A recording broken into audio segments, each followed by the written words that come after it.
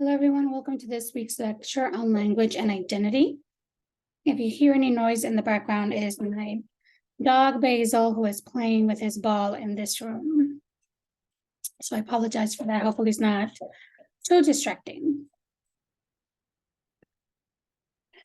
So the experience of Latinx with language, as we saw from the reading, extends decades, hundreds of years, and includes a wide variety of languages. So we have indigenous languages that exist still to this day throughout Latin America, including in the United States, where many indigenous Latinx folks have now been immigrating to the United States and bringing those languages with them. Of course, we have Spanish, English, and Spanglish. Now, when we look at the history of Latinx with languages, we see that there are the indigenous languages that already existed in Latin America that have been threatened by Spanish colonization and pressures to assimilate into the Spanish language. So that was one of the earliest experiences with language in Latin America of navigating how to continue to hold on to their native languages while at the same time dealing with the pressures to assimilate into the Spanish language. Of course, then through hundreds of years of Spanish influence and presence in Latin America, Spanish becomes the predominant language throughout Latin America and also the US Southwest from Spanish colonial times. And as we look throughout history, as different cultures come into contact with each other, it results in a mixture of languages where you find indigenous words in Spanish, there's Spanish words in English, and a much more contemporary version of this is Spanglish. The reading also talked about the politics of language and how language has served as a political tool in different historical moments and in different places. For instance, the reading talked about the territory of New Mexico was denied entry into the US as a state due to the predominance of Spanish in the territory. While in Puerto Rico, English was imposed as part of their colonization as a language of instruction until 1948, when finally the language of instruction returned to Spanish. We also see how in the United States, throughout different time periods, Latinxes have used English and have actually promoted the use of English as a way to try to achieve citizenship rights in the United States, resulting in now a number of generations of Latinxes that don't speak Spanish because they grew up in households where their parents told them to only speak English, again, thinking that if their children learned English and got rid of the Spanish, that this would make them more acceptable to the mainstream US population. This, of course, shifted with the movements of the 1960s and the 1970s, where people advocated and achieved bilingual education and language rights for non-English speaking immigrants. And this is always talked about in terms of just the Latino population, but there are a number of other immigrants, of course, who do not speak English. And so bilingual education and language rights also affects those populations as well. Now, the reading also talked about Spanglish and how this language is often perceived in negative ways and as a way to police Latinxes in terms of not speaking appropriate, quote unquote, appropriate Spanish or English. But what we can see is that even for marketing purposes, Spanglish has been adapted by a number of corporations that are trying to market to a Latino population. So this language is often perceived by some as the bastardization of Spanish. It is assumed that those who speak Spanglish don't know how to speak English or Spanish properly. However, evidence shows that those who speak Spanglish use proper English and Spanish syntax when switching between languages. Now, the reading also talked about some of the myths that exist about Latinxes and the Spanish language. There's this assumption that Latinx populations, particularly immigrants, refuse to learn English.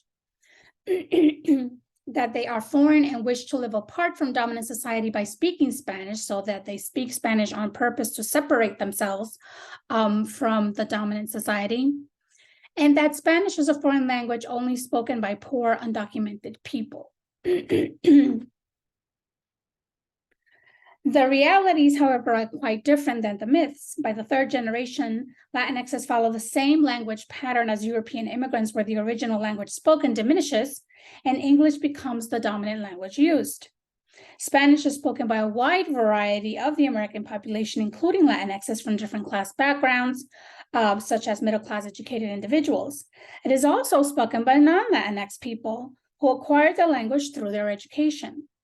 Survey data also show that the vast majority of Latinx people agree that learning English is important in order to succeed in this country.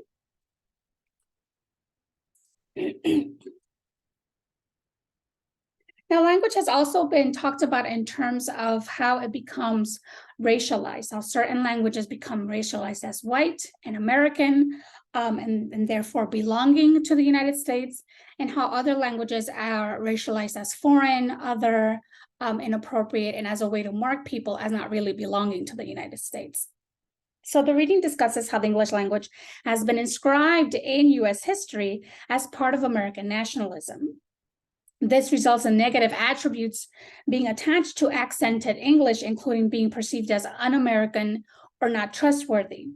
The reading also discusses how the Spanish language is used as a racialized marker. This means that whites use the Spanish language or accented English as a way to identify who is Latino and whether they should be allowed to access equal rights, as a way to avoid the use of obvious racial markers like skin color, hair texture, and so on.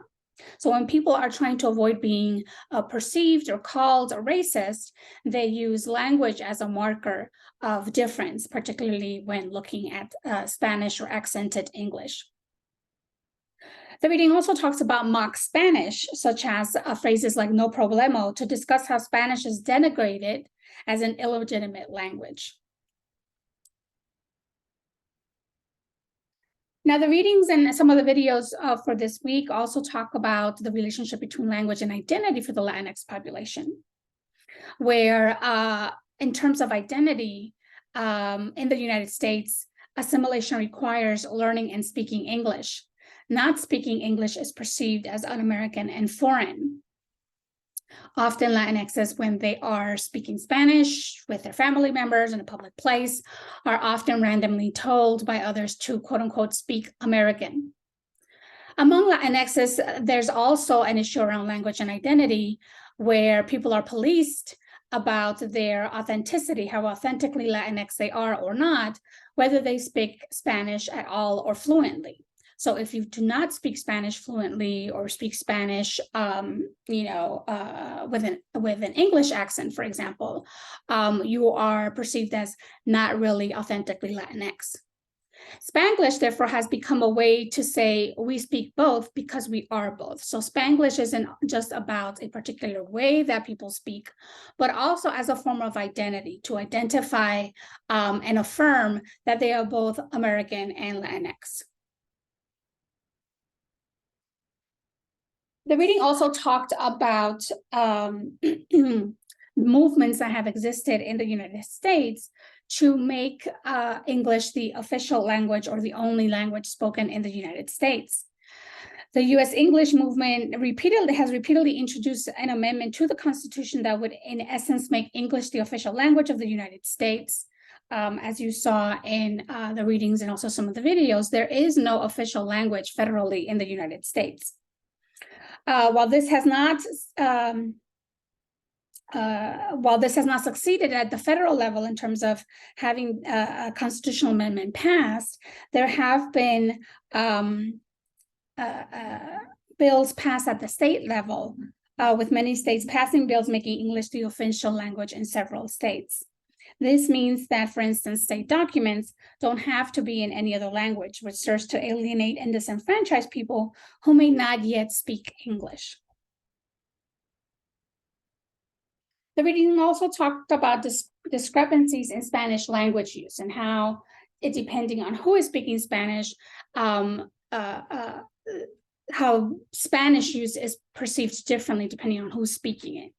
So when white Americans learn Spanish and speak it, they see it as an asset. And you hear a lot of parents wanting their children these days to go to bilingual schools or dual language schools because they see it as a skill that benefits them in their future professional lives. However, when Latinx people speak Spanish in their work settings, they are punished unless they're using Spanish to benefit or profit their bosses, who want them to use Spanish when speaking to Spanish-speaking customers.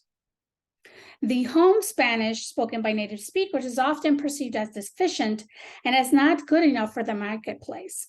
Finally, even though it is illegal to discriminate based on language, while Latinx employees have brought lawsuits against their employers for discriminating against them because of language use, judges tend to side with the employer, denying legal protections to Latinxs.